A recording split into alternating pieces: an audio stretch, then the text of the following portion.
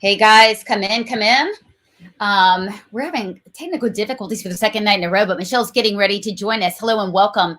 Very, very important show tonight. I cannot underscore this. This is a first in a series of several stories that we're going to be breaking in our investigation of surveys. As you know, we've been talking about surveys here for months, really since May of this year. We wondered, where in the heck are these? Where's the data going? Who's holding the data? What is it being used for? Why is there, such aggressive means to collect data from students? And now we're starting to learn why. So I just published this really an hour ago in our blog, and it is, these surveys are actually being used to lay down the first brick of a system that we're going to call a surveillance system here in the state of North Carolina. And what it is, it's called the state aims to build a system of systems where data points are collected longitudinally over a person's lifespan. That will, right now, it's called the North Carolina Longitudinal Data System. It's been enacted and going since 2012, mainly through the vehicle of education. So this data, these data points are largely quantitative. That means when you're in pre-K, right? Can you read before you're in pre-K? Maybe things like, I don't know what some preliminary testing is, or what some learning difficulties. As you progress through K through 12, it's understandably grades, scores, maybe even attendance records. So things like that. And then into your college years, and even through the Department of Commerce, this information is attached to your Social Security number, and you're kind of tracked through that system in North Carolina. Some of this data collection makes sense, right? What programs are working, what's not working, what needs to be improved. What are the flaws, in some of the policies that we can kind of see through data? Totally understandable. I don't like, as I'm sure you don't like, the fact that this data in schools is attached first to a student ID, and then later on in your life is attached to a Social Security number. But nevertheless, there's no way to actually track you through. And so what the state of North Carolina is hoping to do is they would tell you, improve upon this system. What we would tell you, right, Michelle, is that they're looking to really strengthen what is basically a state surveillance system. Exactly. And my question is, when they're stating that they are trying to make everybody's lives so much better, my question is, where is the evidence for that? What are they doing with the data? How have they used it? We've seen test scores plummet. We've seen, anxiety, depression rates skyrocketing. We've seen drug abuse, out the wazoo in the last several years. So I don't believe that they have the best interests of our students. And what we're seeing in the last 2 years is it really doesn't seem like they have the best interests of anyone in the United States or our freedoms in mind. And so it needs to be evaluated, and they need to be asked questions about what's happening.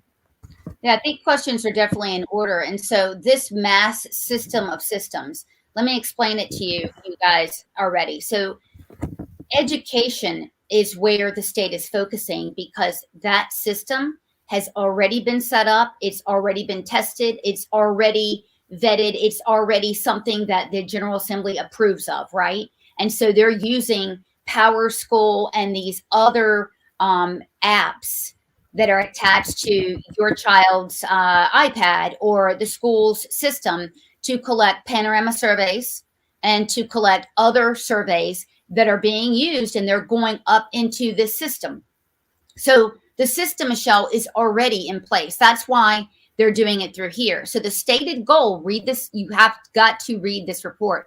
The stated goal of this new roadmap to the longitudinal data system is, as you said, is to make sure that through the education system, that's essentially going to lay the first brick down to figure out what questions to answer. So now we're looking at big data, Michelle, so that the state is not necessarily on its own. See, data, you guys, to be actionable, it has to be mined.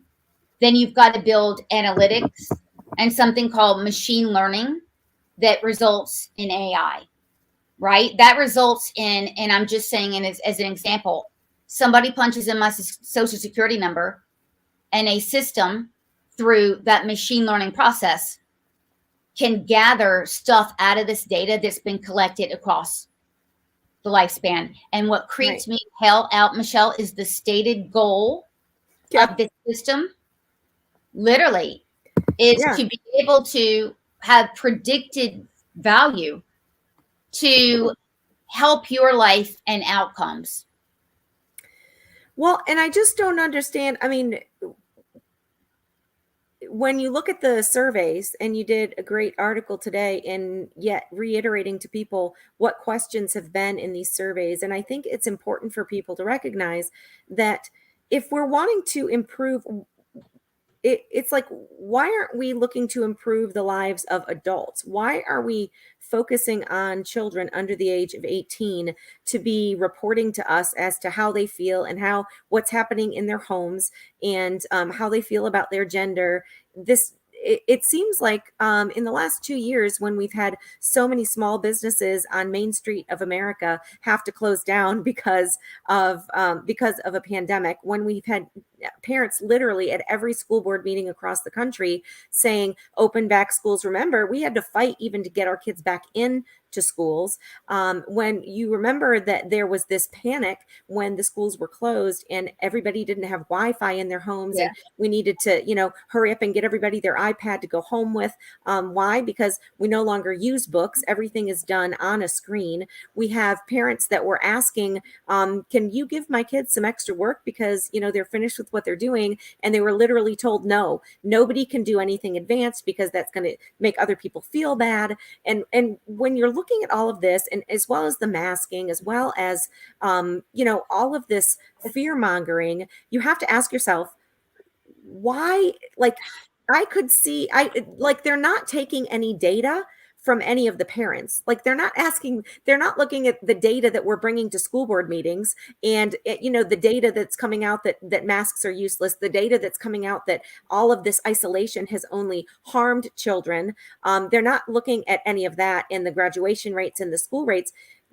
What exactly is the goal? And I think the goal is conformity. If we're honest, that seems to be what they're wanting. Is they're wanting to not only know how children are thinking, they want to be directing their thought. And they want to be in control of that and to usurp the parent's role. Well, that's the other side of that. And what you're looking at now, folks, this is a standard issue given in thousands of schools across the state. Panorama survey. I want to point out yet again, for months, we have been lied to by Superintendent Catherine Truitt, people on the state school board, and others. Oh, if you don't like the survey, go to your school board because we have nothing to do with it.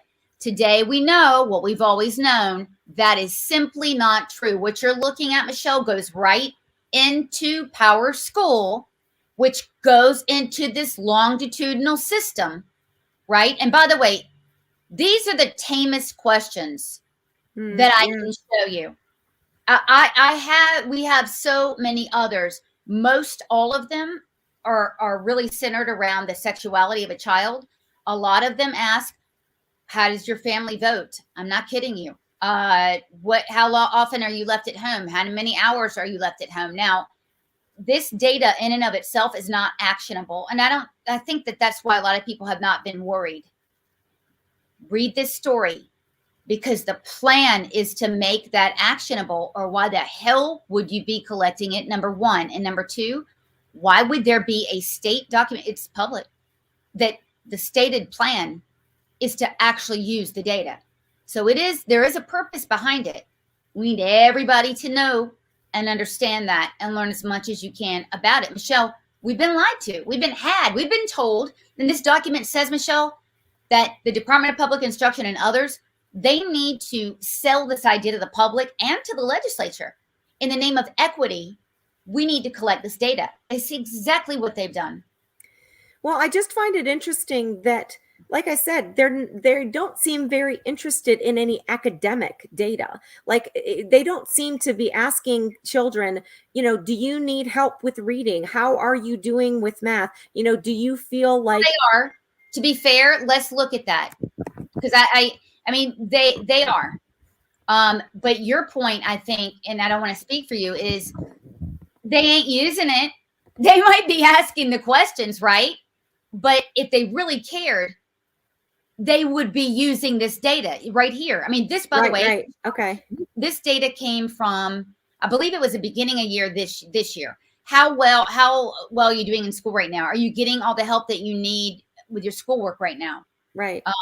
So these questions are being asked, but we do need transparency on how is the state building an algorithm that will flag when a child needs help? And oh, by the way, these government written algorithms are almost always secret. You cannot see what is in an algorithm. And people in China are finding this out. Algorithms, when they make decisions, you don't have due process, my friends. When there is machine learning and AI and these things, you don't have due process and they don't have accountability.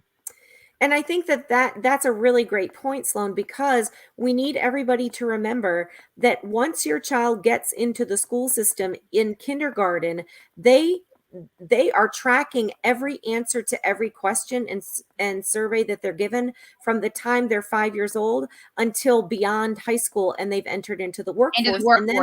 And then they're just taking that number and they're linking it to your social security number. So then they can follow you into the workforce via your social security number. And I think that is very important that people recognize too, that we don't want for our information to be constantly being manipulated or even being seen by entities that we don't know who they are and we don't know what they're using it for. I mean, we go to such great lengths to protect our credit scores and to protect what we're seeing online. Why are we not doing the same thing to protect our children when they are the most vulnerable and they are literally in these institutions of learning, quote unquote, for 8 hours a day, 5 days a week, and now they're not even letting any parents into the schools? I mean, like, why are we so protective of what's in our bank accounts, but we're not as concerned about what is happening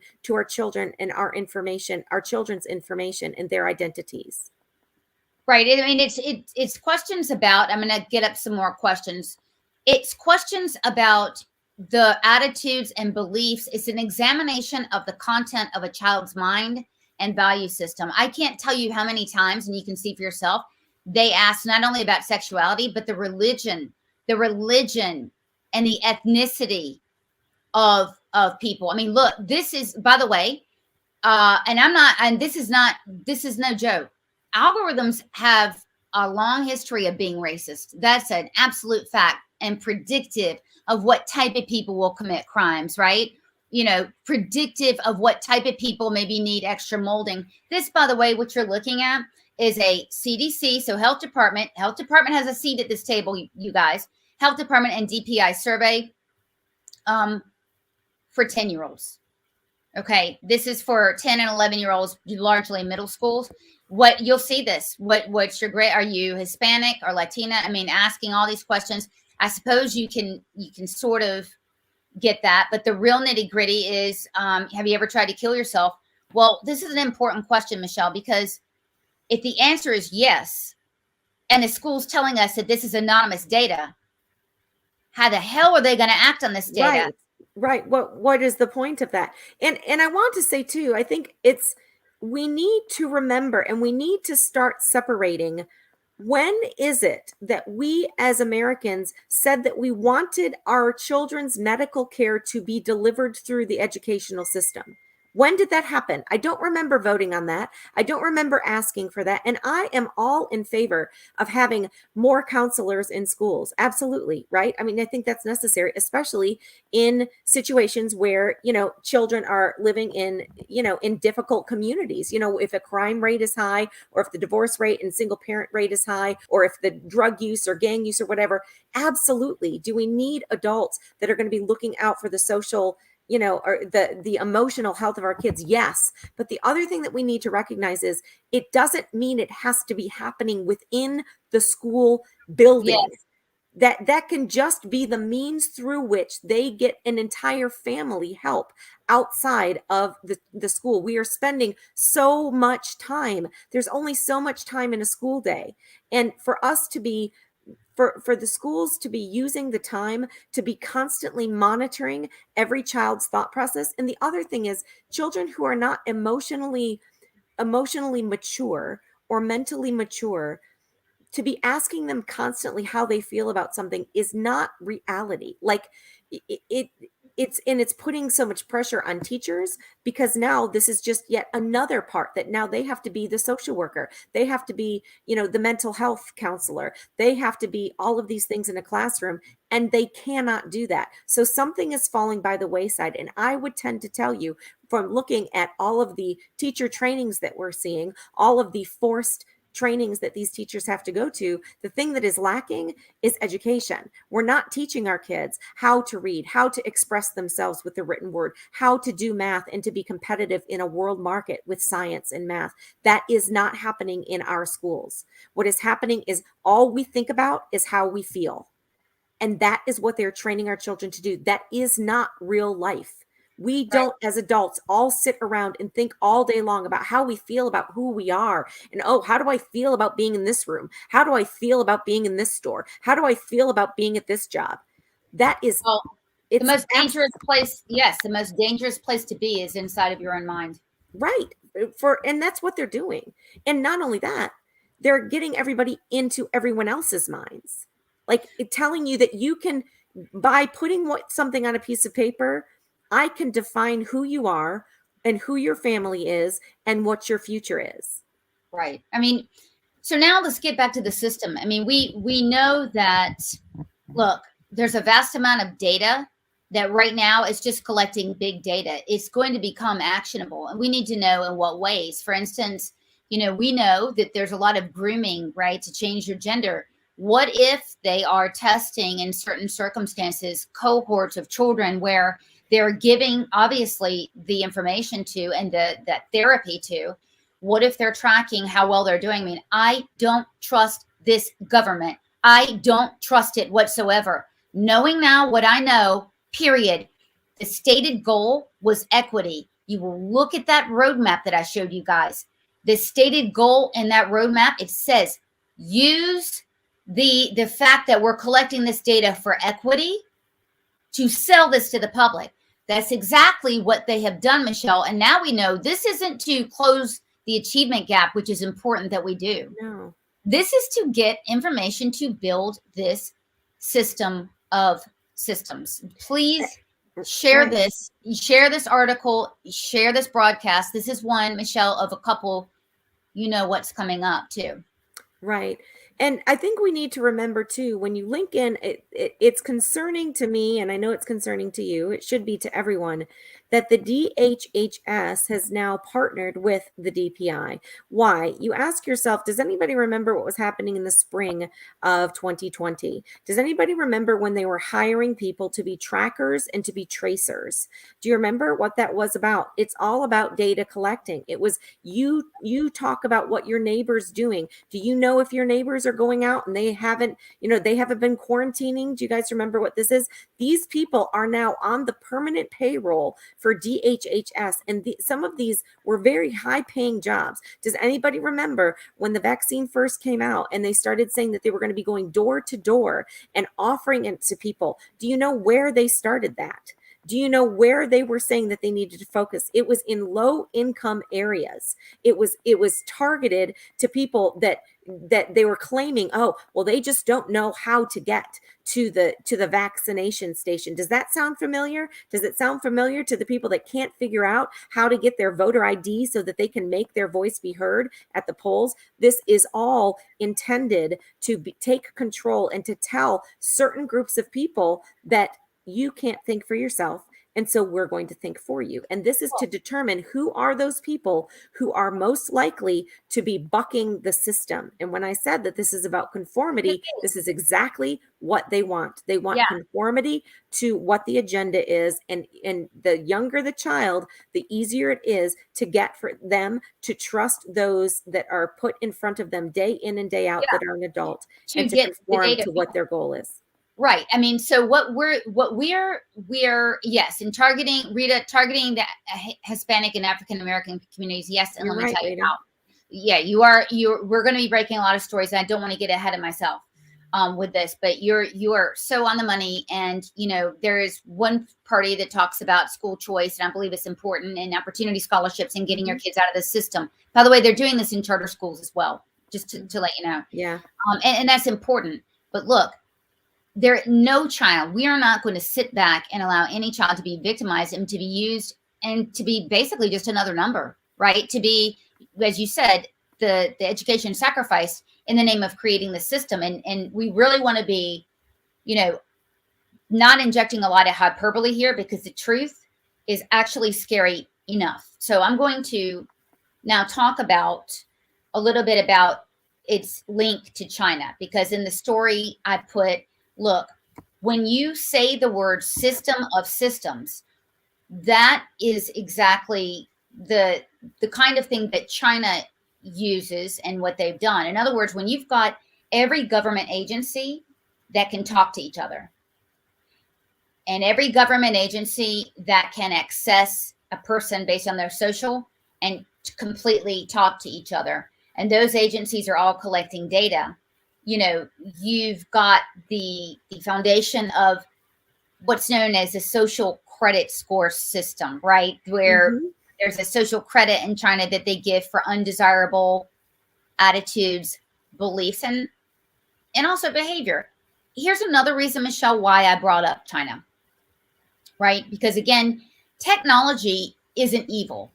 It's the people that are using the technology that can have, disastrous outcomes and intents. And so, SAS Analytics is based here in Cary. I want to tell you about SAS Analytics. It's a remarkable company in that, it's an AI company, and the founder, Jim Goodnight, is known as the godfather of AI, which is pretty terrific what he's built here. It's a great place to work. It's been one of our leading employers, and develops products that help governments, be efficient, cut out fraud and abuse. And again, when in the right hands, this stuff is pretty incredible, right? That's fine. Now, SAS is the only privately held big software company. In other words, the CEO runs the show, right? If you go to Cisco, you've got a CEO there. If you go to Dell, it's not Michael Dell, it's others. So keep that in context when we're talking about the next thing. So SAS right now is the preferred vendor in North Carolina, and all the data that we're talking about, it's held in a SAS environment within the Department of IT here in North Carolina, in Raleigh. Okay. But SAS also works with China. Specifically, SAS has helped create the social credit scoring system and the surveillance systems in China. Again, Oracle has had involvement. Oracle and SAS usually run together. Cisco has had involvement, and they can argue they have products. SAS can't make that argument. They've gone over and above here. And I'm going to show you a quote from the senior vice president of SAS in 2017. He says, there's a huge shortage of talent in China. Not everyone understands the power of analytics and how it operates. We're investing in our local universities in China with partners to help teach analytics to the next generation. Now, analytics have traditionally been used for business, and the business of city governments and state governments. In China, analytics is used to build a surveillance system, particularly in 2017, 2018. These systems were being refined. Very few companies right now exist in China that are US. Very few. One of them is SAS. It's one of their leading employers as well. So they have a Beijing research operation. And again, you know, the state, they are saying, yeah, we're training the next generation of AI people. We have a couple of problems. I'm going to show you again. I mean, so if you wanted to turn this data into actionable data that you could use to build a credit system, you'd probably use SAS. Am I wrong? No, and I think it's startling in the article of 2017 when Nick Lisi, who at that time, I'm not sure if he still is, but at that time he was the chief, he's the vice president of SAS as well as the chief He still sales is. officer. Yeah. I find it interesting. So I guess a bunch of business owners went over to China. This is when President Trump kind of had an economic summit. This is before China unleashed the bioweapon against us. But he said this, which I think is pretty significant. He said, this is Lisi, who out of SAS. He said, the Chinese market is different and important for the company, meaning for SAS, because the country has a strong domestic economy and is focused on the fields in which SAS has been putting a lot of investments, such as artificial intelligence, Internet of Things, and big data. And then later on, he says that Lisi is positive that more companies in different sectors, especially in fintech and intelligent manufacturing companies, as well as municipal governments, will make China its client lists in the future. And that should be startling, because he's basically saying, okay, this is so great because China has so much data, because where do most of the people in the world live? I mean, if you look at the country with the highest population, it's China, right? And so he's just salivating over the fact that there is so much personal data, and saying that the way that their government is using it, that's what we want. We want the municipal governments. We know what China is doing with the data of people. And quite frankly, we can see right now, Sloan. Well, they know today what's being done. They know what today, and they haven't said a damn word. They know that Uyghurs have been killed for their faith and oppressed. I have not heard one damn word at SAS. And I'll tell you one thing. This province in China, in that article, you know, that this article was mentioned, or this province was mentioned. This is Guizhou, China. It's a police state.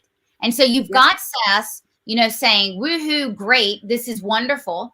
And then in that same, you know, flash forward 3 years, I just showed you the headline, and just look at it. Now, this is something that is in another article from SAS. This is He Wexen. Please forgive my mispronunciation. China's demands for AI talent is growing dramatically, and related education is a must. That means they've got to be trained how to do this stuff. Through educational investment, SAS is empowering China's next generation of analytics talent.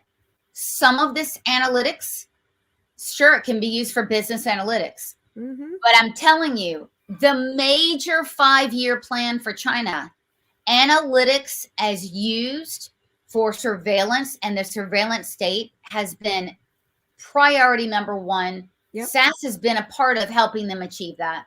Yes. And if we take and look what is happening right now in cities in the United States of America, there are people that are being monitored and that are being kept from things, and they are being watched. I mean, we already know in New York City that they're not allowing people because of a vaccine passport. That is what a social credit, that is essentially a social credit score system. Yes, it's just a different data set that they're using in order to control people's movement and their freedoms. So, Michelle, one of the things that the capability that China's system has that we don't have, right? And to be clear, I haven't seen any plans for this, is facial recognition. I'm telling you right now, once you link this beyond the social security number with facial recognition, it's all over. I'm telling you. I'm telling you, Sloan. Sloan, we already have facial recognition on every one of the phones that we're using. It says, hold it up to your face, and it opens it. That's true. That's true. I'm talking about the governmental system of systems. But look at this is Goodnight. I believe we see things like computer vision, which involves machines capturing, processing, analyzing reward images, and just like a police officer's eyes would, or right, an examiner's eyes would. And so this is, he said it, it's real, it's happening. So I want to be clear that SAS is the vendor for DPI. The SAS environment within North Carolina's Department of Technology, that's where all the data is being stored, full stop. SAS is a major political donor, full stop. And Jim Goodnight owns the education system here in North Carolina. He is the biggest donor and sinks tons of money. He's the biggest donor to Catherine Truitt, full stop.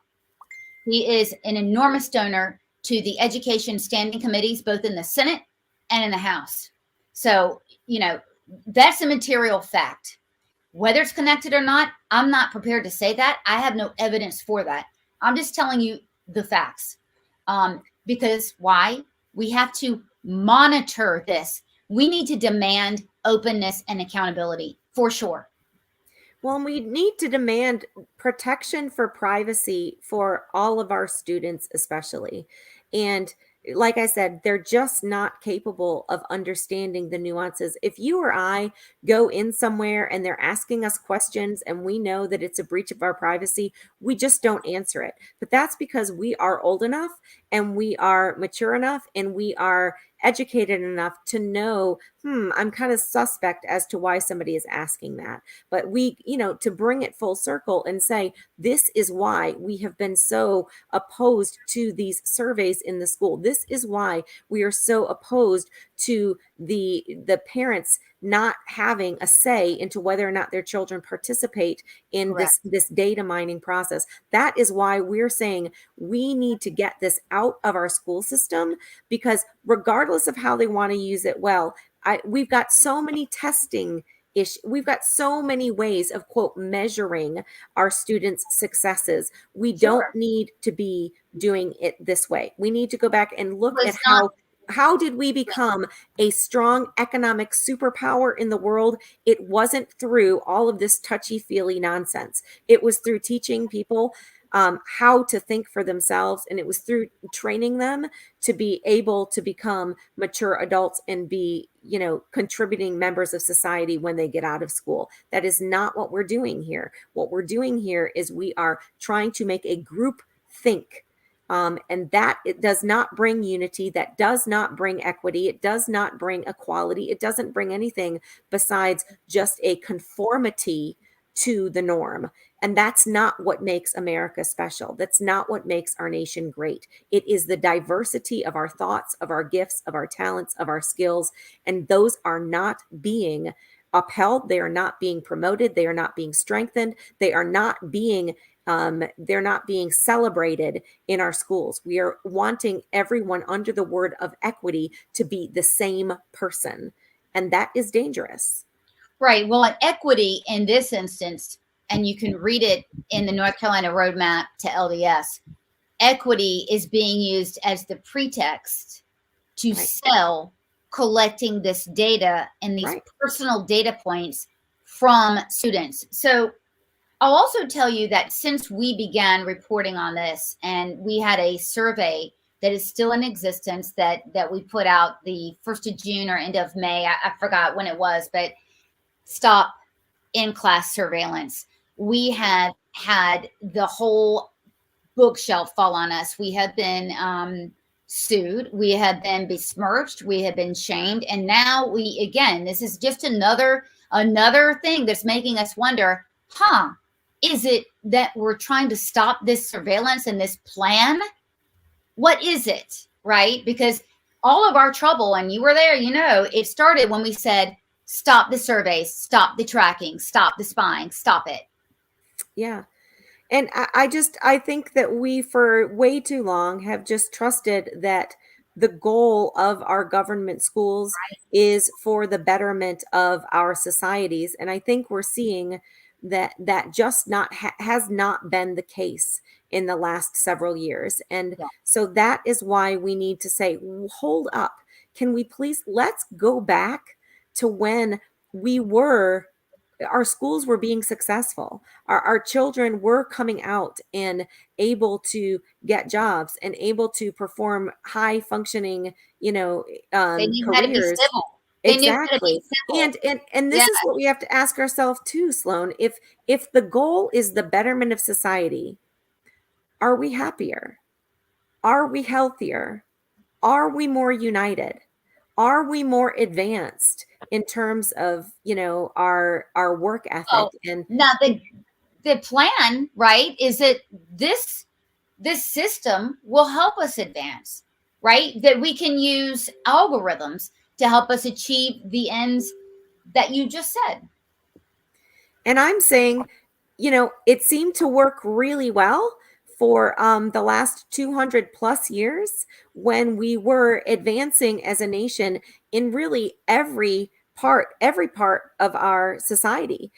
Even when you look at the things that were atrocious, that we really failed at years ago, we were even advancing in that. And what it feels like is this progressive agenda toward uniformity has only caused us to regress, in terms of our morality, in terms of our unity, in terms of even our drive for excellence. We saw that when they're taking away the AG programs, and they're Yeah. basically making people apologize for having a desire to achieve more than maybe your neighbor, and saying you can't do that because that's just going to make everybody else feel bad. That is not what propels a society and advances a society. Is stunting the dreams of people and stunting their desire to be excellent and to be above the rest. I mean, look, we're going to be looking at the Winter Olympics that are happening next month. Those people did not get to those levels of athleticism because they were worried that if they did their very best, they were going to hurt the person's feelings that they were competing Mhm. against. Why is it okay in athletics that we do our absolute best? Why is it okay that we make as much money as we can, but it's not okay that academically our children are wanting to be absolutely excellent and to be the best that they can So absolutely be? so let's use that as a comparison. If we've looked at these surveys, we spent months doing it. It's clear that they're not trying to ascertain what would make an Olympiad an academic Olympiad, right? Right. Are they trying to get baseline information to inspire the next generation of Olympic? Entrepreneurs. Yeah, right, Yeah. right, right. It's not for that. If it were for that, and by the way, if it were transparent, if we weren't being lied to, I think that we would have an easier time saying, well, by all means, if you're going to, look at a gold standard and be able to offer tips, that would be great. But it's not trying to do that. And that's the thing that upsets me and scares the hell out of me, is that since it quite obviously, as you point out, isn't being used to improve people's lives, then you have to make some other assumptions. I made it in the story, and I'm telling you now, is it for social control? Because that's what it seems like to me, given everything that's gone on. That's what it seems like to me, because it's certainly the betterment of our lives. It's very clear that the people that are sitting on that committee, which include Governor Roy Cooper, Mandy Cohen, the State Board of Ed Chair, Eric Davis, and Superintendent Truitt, from what I've seen for the last year, they don't give a damn about improving the lives of citizens, especially children.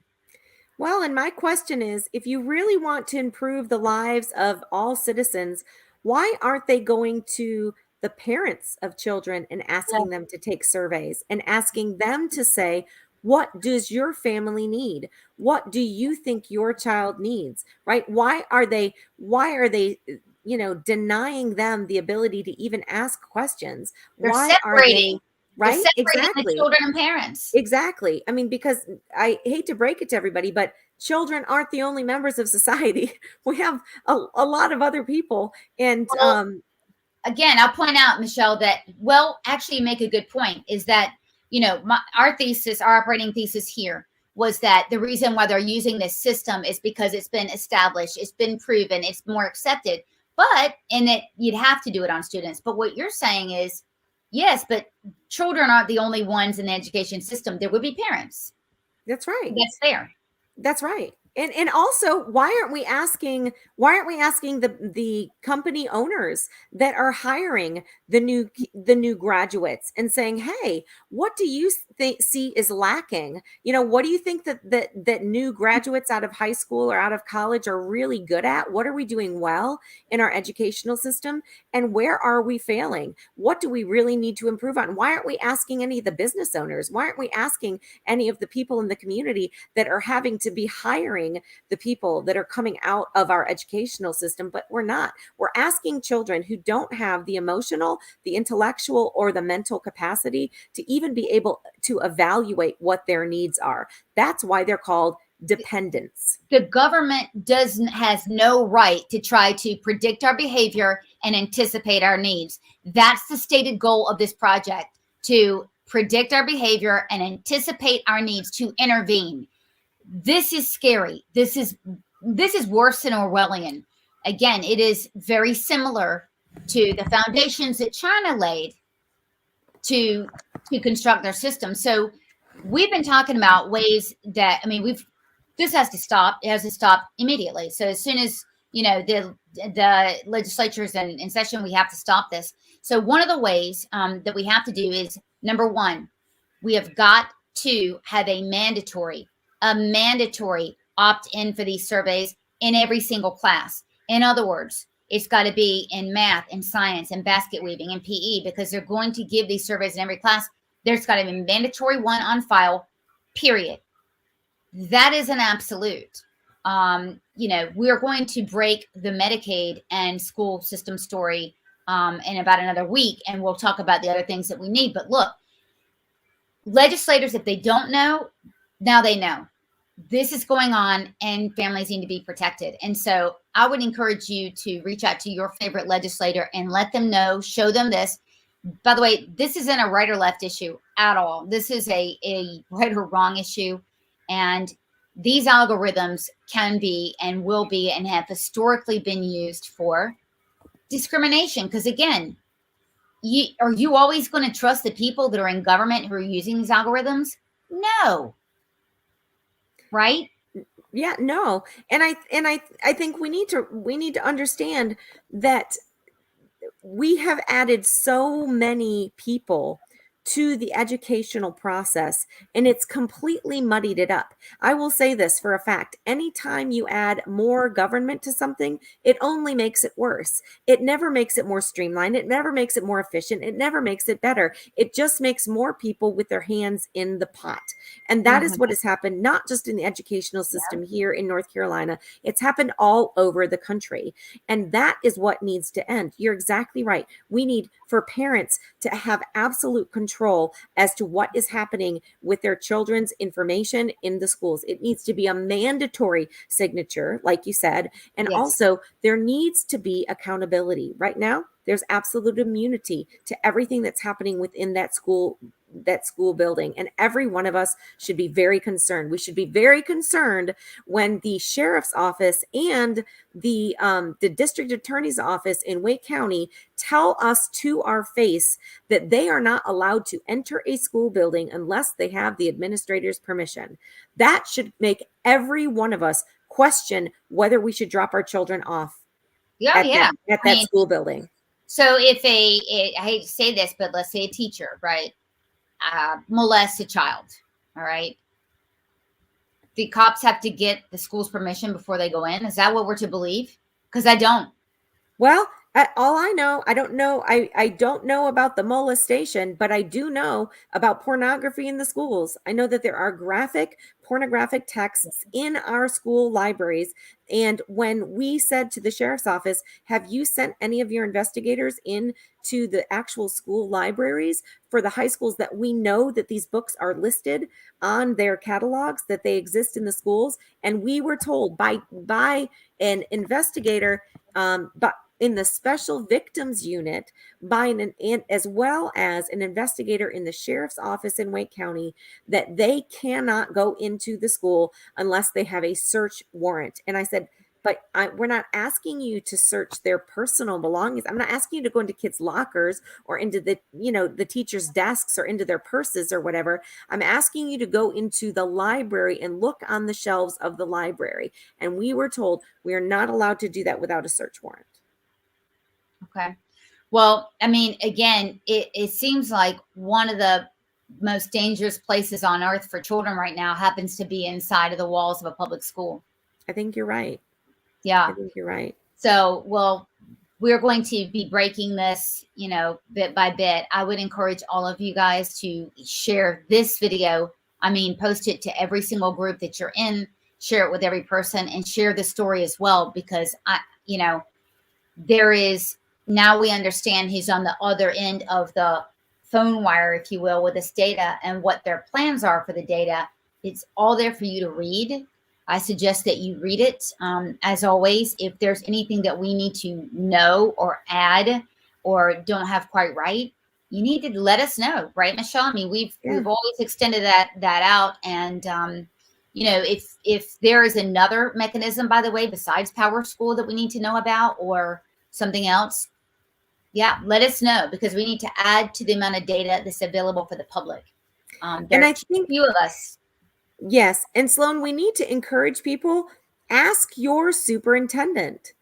Go, they're an appointed official, at least here in Wake County, here in North Carolina. Our county, a lot of them don't like this either, Michelle. A lot of them do not like these surveys. We know, we've talked to them. Exactly. And so when we can work with them and go to them and say, I'm really concerned about, who's getting this information. Why is it necessary for my child to be asked this question over and over again? Why is it okay for you to be asking personal questions of my family and my children without my permission? I don't appreciate that. And I would like it to be stopped in my school. Get 5 or 10 parents to get them to sign a petition, and just 1 or 2 people go to talk. Right. I tell people, when you look at activism, go directly to the superior, go to your principal. And if the principal doesn't have any answers, then go to the superintendent of that county school and say, we really want answers. We didn't know this was happening. Now that we know that it's happening, we would like transparency. We'd like accountability, and we'd like it to stop without our permission. Are you willing to fight to make this stop? And if they don't, please let everyone know. Because if people know what is going on, the majority of parents don't want their children or their lives to be spied upon by the school system, by the government, or by any foreign entities that do not have the best interests of our country at heart. Right. Absolutely. I think this might be a huge eye-opener for a lot of people. I mean, I'm sure that superintendents don't know about this. I'm sure that the legislature doesn't know about this. I'm sure that there are not very many people who have put the dots together. Maybe people sitting on that board, Michelle, don't know about this. Right. I can tell you Catherine Truitt does, because she knows the surveys are coming from there. She knows that she's heard from thousands of parents all across the state with complaints about this. So I'm pretty sure she knows how the data is being used, and that's another matter. Right. But you're right. And we need to go to people, and we need to ask them questions. Did you know that this is happening? Do you know what it's being used for? Do you know who has access to it? And how can I get my child out of that process? Right. Ask those 4 questions. And if they don't have the answer, say, when can you have that answer for me?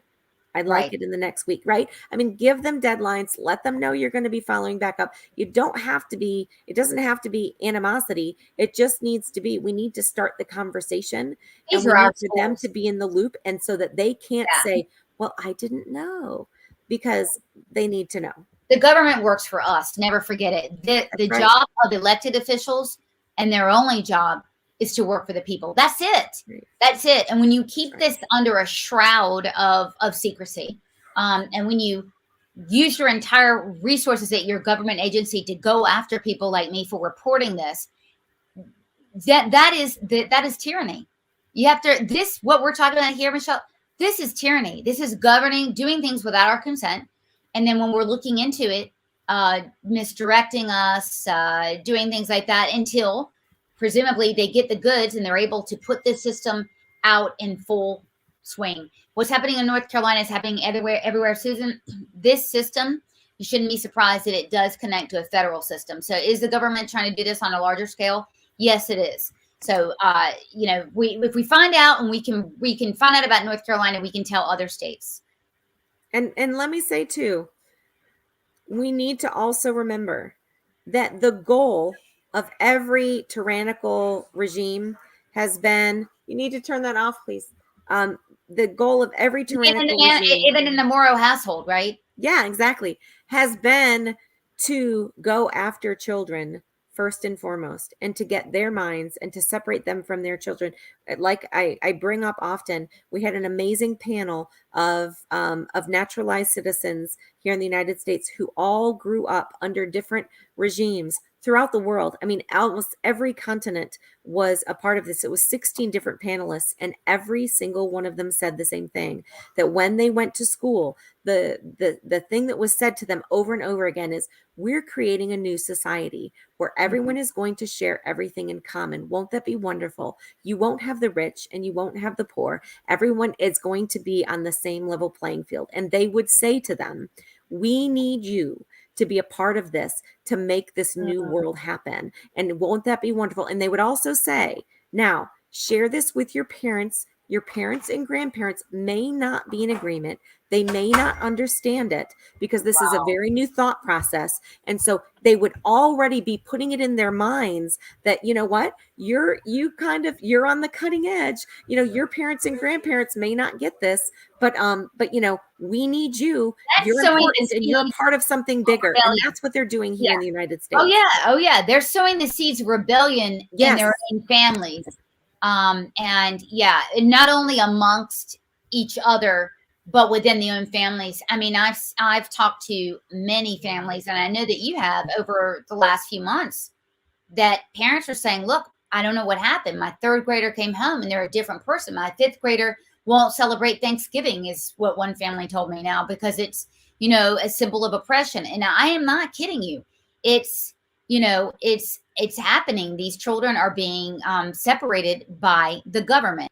It's not by teachers, not by school, the government. What I'm saying, these aren't school surveys. This is the government is looking into your household via your child. And again, there's going to be a point, Michelle, especially in the new year, where I think candidates are running for reelection or what have you. If they didn't know, they're going to have to know, and legislators are going to have to do something about it. Absolutely. And that's where the change needs to happen. The change needs to happen that we need to understand how important it is that our local and our state leadership understand that their role is to secure the rights of every citizen in North Carolina or whatever state you're listening from. That is the first and foremost. That is their duty. That is why they are elected. And it is not happening, and it has not been happening. And like you said before, I don't think that for many of them, it is just a matter that these things have been put in place under the guise of being helpful, under the wording of helping with children that are struggling with mental health issues. Of course, people are going to say, yes, we want to help children who are struggling, but there is a sinister and there is an underlying plot that they are not sharing when they're trying to pass these bills. And that is what we are trying to uncover. And that's what we're wanting you to bring forth to your elected officials and say, this is happening and it's under the guise of this and it needs to stop. Yeah, absolutely. So we're going to keep reporting on this. This is the first of many. It's going to get very intense over the next month. And we're also going to fill you in on the efforts that have been taken to make sure that this information does not get to you, that this information isn't utilized by legislators, because there are some people that did this in a former administration that do not want you to know. And we're going to name names on that. So thank you very much, everybody, for joining us. This will be the last show. We're coming on next week. Will be next year. Next year. That's right. This is our last show of 2021, which has been a hell of a year. Yeah, it's been a humdinger. Yes, it has. That's right. Well, Happy New Year to you guys. So we'll see you next year. Wow. I didn't even realize that. It's that close to the new year. So Yeah. happy new year to everyone, and have a safe, happy, prosperous new year. Eat your collard greens and your black-eyed peas for your wealth and your health on New Year's Day. Don't forget to do that. Even you Northerners, you are in the South now, and that's how we do it, and that's how you need to do it. That's All right. right.